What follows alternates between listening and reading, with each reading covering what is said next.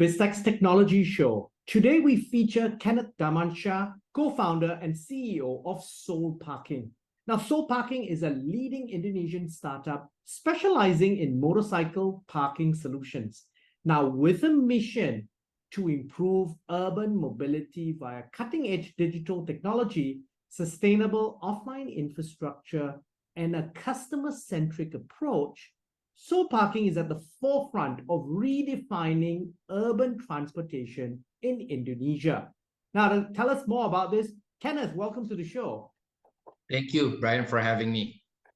Now, Kenneth, for a start, could you give us an overview of Soul Parking and its history, and really what inspired you to start this? Sure. Thank you, Brian. So basically, it all began from observing parking issue in Indonesia, where predominantly we were faced with the increased number of motorcycle as well as cars population in the country grew about 5 to 6% per year, which for motorcycle is actually about half of the population, right? So these motorcycle industry is actually evolving into one of the leading contributors to carbon emission, illegal parking, as well as traffic jam. And as a result of this, we do see an opportunity to basically digitalize conventional parking by providing a solution, what we call a compact motorcycle storage, where it's basically an elevated parking structure for two-wheelers. So this is the first ever hydraulic powered parking system in the world that focuses on the two-wheeled vehicle. And more importantly, we do see opportunity to actually tackle into other vehicle types such as cars, and hence we also have operating system, which is a cloud-based software that digitizes existing parking building through our data transparency for all types of vehicle. And I think the inspiration behind Soul Parking is to tackle into the urban mobility angle, where we do see for parking, we have to tackle into the end-to-end solution from software all the way to the hardware. Okay, Kenneth, I want to put the audience and get their heads around what you do. So let me throw out some key facts. You basically in a space that is only 60 square meters. So to put that in its perspective, that's 600 plus square feet. That is about the size of a big studio apartment. You can cram in 240 motorcycles and park them and stack them up. Tell us about this and how this is actually done from an operational standpoint and how you make money from this. Sure, that's a great question, Brian. So actually our CMS is actually 100% made from Indonesia. We're using a steel structure knockdown system, and basically it's basically well protected, and we also insured the vehicle as well for the end customer. The customer journey is actually very simple. Customer can just come in. They have two options. They can either use our mobile app to scan the barcode for our seamless parking journey. And we practically use semi-valet procedure where we have our own parking staff that will put the motorcycle in the respective racks. And then customer can just leave. And second option, they can also use the ticket, right, for initial awareness. And on the way out, they can press early checkout, and basically they can pay first using all the available payment methods. And once they get to the location, they can take the motorcycle straight away. And essentially, this saves a lot of time because for conventional parking, if you're parked in a tent layer type of structure, it kind of makes it hard for you to get out, right? And essentially, the way we make money is from the parking fee generated from the end customer. We typically charge a daily rate as well as a monthly subscription for the end customer. Okay, so that is end customer, that's the B2C business, but you also have a B2B business and a B2G business where you partner with landowners, with building owners and so forth. Tell us about this. Sure. So for the B2B, we're trying to tackle into the building owners and building management's problems, right? So we do see most of the parking buildings is technically still manual, is still using cash-based as the payment method, and there's a lack of digitalization, and it's still requiring a lot of manual operation. So that's where we came in. We came to them and basically we provide our operating system, and we provide a combination of cloud-based software to the end landowner that essentially helps them in terms of tracking the operating data analyzing your occupancy rate, and as well as reconciliation of your financials, right? So it helps them a lot of time actually to basically get the reconciliation. And on the flip side as well, for the B2G, basically we typically come to the government and basically they see the need to essentially increase the capacity. We can offer them CMS to essentially increase the revenue and net income. Or in either cases where the land is typically big, we can also offer the operating system with the aforementioned transparency as the main key issues to tackle. Okay, so you're essentially, as you said, you are transforming a very generally labor-intensive manual industry, and you're really bringing it to the 21st century in terms of digitization. That's one advantage.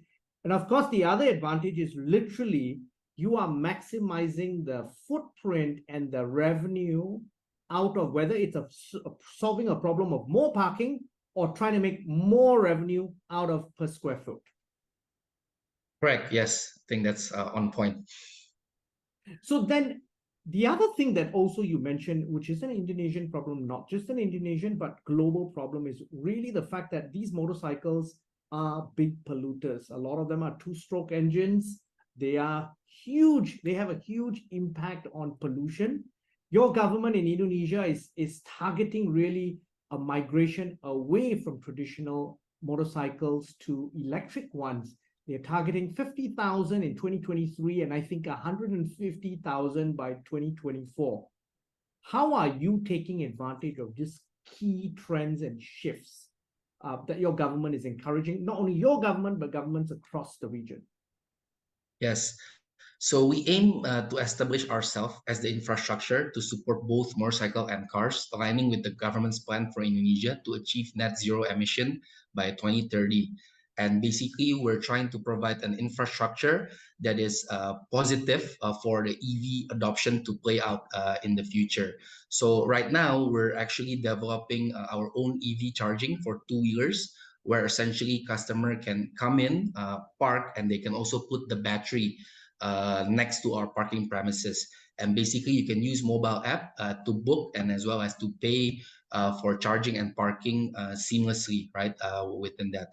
And more importantly, we also support for park and ride innovation that will be developed in near term for the government of Indonesia. Basically, is to induce customer to park near the MRT or train station, and essentially they can commute using MRT, right, to the respective workplace. So our target in the near term is to place most of our parking system next to those TOD station, so we can basically help them in terms of reducing pollution as well as illegal parking and traffic jam in Indonesia.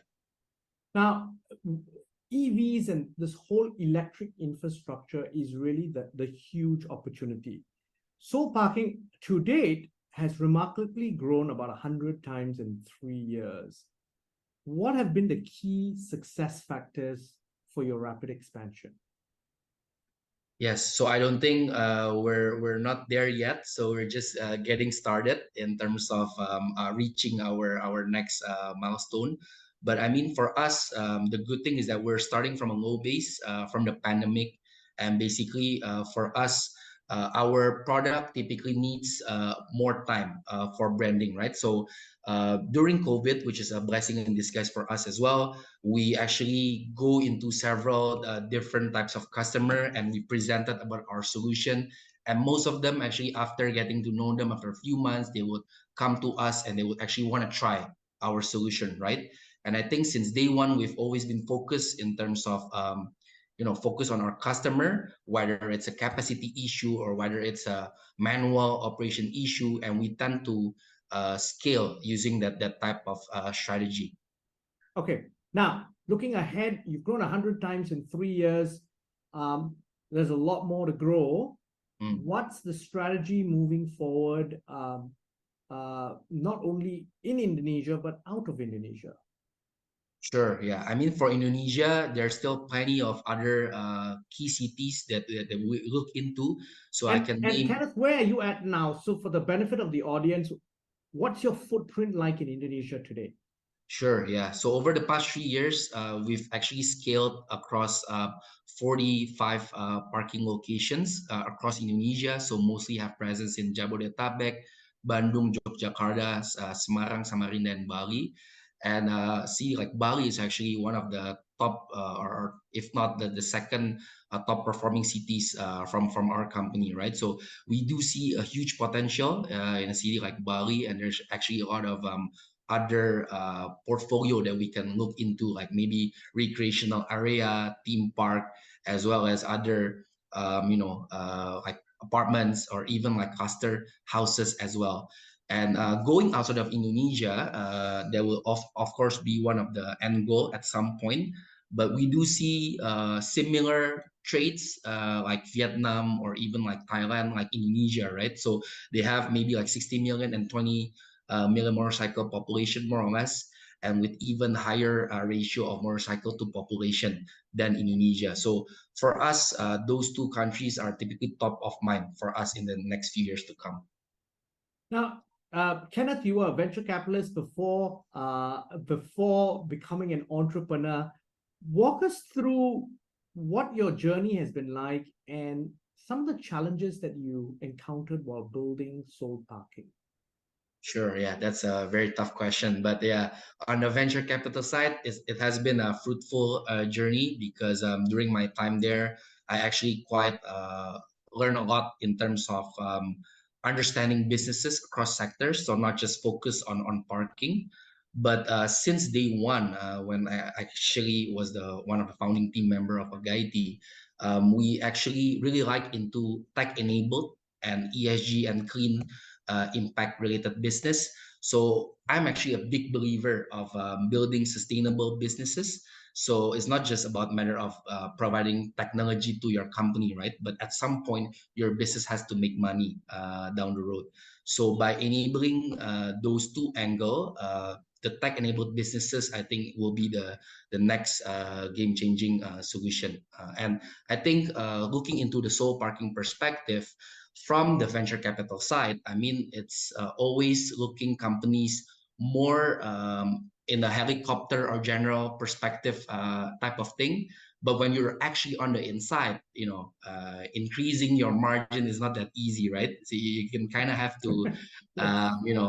dig further and look closely on how you can increasing your margin for the long term. So, I mean, for me personally, people in startup has always been one of the key concerns because managing existing people, building your culture as well as hiring the right talent for the company will be top two concerns. If you were to build a startup, right? Whereas in a venture capital space, it's mostly already established, and you're just looking at companies and investing and hopefully and praying that your investment will turn out to be okay.